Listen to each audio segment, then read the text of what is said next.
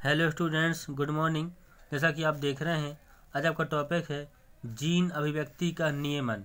तो जो जीन होते हैं वो कैसे अभिव्यक्ति करते हैं, मीन्स उसको नियमन में मतलब होता है रेगुलेशन ऑफ जीन एक्सप्रेशन।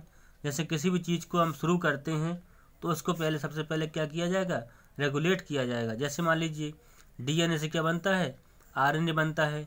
तो जब डीएनए से आरएनए बनेगा तो वो प्रोसेस, जो आपकी प्रक्रिया है, वो पहले रेगुलेट होगी, फिर जीन एक्सप्रेशन होगा। तो इसका मतलब ये होता है कोई जीन एक स्थान से दूसरे स्थान पर पहुंच जाता है, उसको बोलते हैं जीन एक्सप्रेशन। तो प्रत्येक जीव के शरीर में जैविक क्रियाओं के उत्प्रेरक, उत्प्रेरण व नियंत्रण का कार्य एंजाइम्स द्वारा किया जाता है। तो इस क्रिया में क्या होगा, जब ट्रांसक्रिप्शन होगा, डीएनए से आरएनए बनेगा, तो क्या होगा, इसमें जो उत्प्रेरण है, शुरू करना है और इसी क्रिया को कंट्रोल करना है, वो एंजाइम्स के द्वारा होता है। एंजाइम क्या होते हैं, एंजाइम आपके होते हैं प्रोटीन। क्या होते हैं, प्रोटीन होते हैं। तो एंजाइम्स का निर्माण एक विशिष्ट जीन द्वारा किया जाता है। जीवाणु में जीन की संख्या 5000 से 8000 तक, जबकि मनुष्य में इनकी संख्या 2000 से लगभग 30,000 तक निर्धारित की गई है। किसी भी जीव के समस्त जीन सदैव सक्रिय नहीं होते, यानी कि एक्टिव नहीं होते।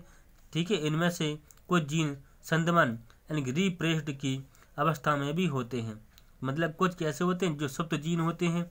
तो कोशिका को जब भी किसी विशिष्ट जीन के उत्पाद की आवश्यकता होती है तो संबंधित जीन सक्रिय हो जाते हैं।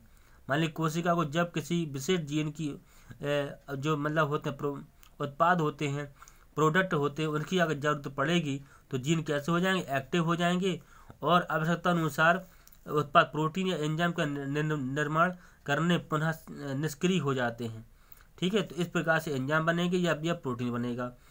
तो इस प्रकार किसी विशिष्ट प्रोटीन या एंजाइम्स के निर्माण करने वाले जीन को प्रेरित करने या अवांछनीय उत्पाद का निर्माण करने वाले जीन को निष्क्रिय करने की प्रक्रिया को ही जीन अभिव्यक्ति का नियमन करते हैं या कहते हैं।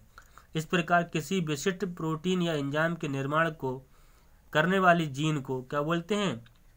अगर मान लीजिए कोशिका को कोई कार्य होगा तो जीन कैसे हो जाए, एक्टिव हो जाएंगे। तो इसी में जब एक्टिव होंगे तो प्रोटीन या एंजाइम का निर्माण होगा। तो किसी विशिष्ट जीन का एंजाइम के निर्माण की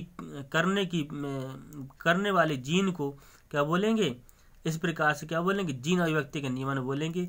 जब कोई उत्पाद का निर्माण होगा तो उसको जीन को निष्क्रिय करके इस प्रक्रिया को ही जीन अभिव्यक्ति का नियमन कहते हैं।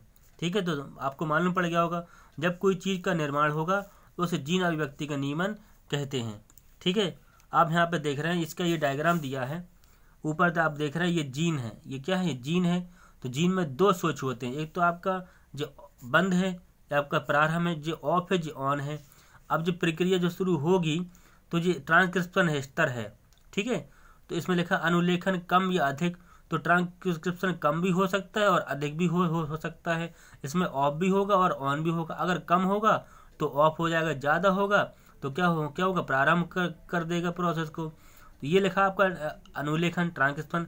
इस प्रोसेस चलेगी तो डीएनए है, डीएनए क्या बनेगा, आरएनए बनेगा। तो इसे बोले प्राथमिक एमआरएनए, इसे बोले खंडित, तो इसके खंड बन जाएंगे। फिर लिखा पश्च अनुलेखन स्तर। तो इसमें अब आगे बढ़ेगी प्रक्रिया। तो प्रसंस्करण कम या अधिक, तो जो अब संस्करण होगा वो ज़्यादा भी हो सकता है और कम भी होगा। ज़्यादा होगा तो ऑफ लग जाएगा, ठीक है, कम होगा तो स्टार्ट कर देगा। फिर आगे बनेगी प्रक्रिया, फिर से खंडित होगा, इसका जो आरएनए फिर से बनेगा।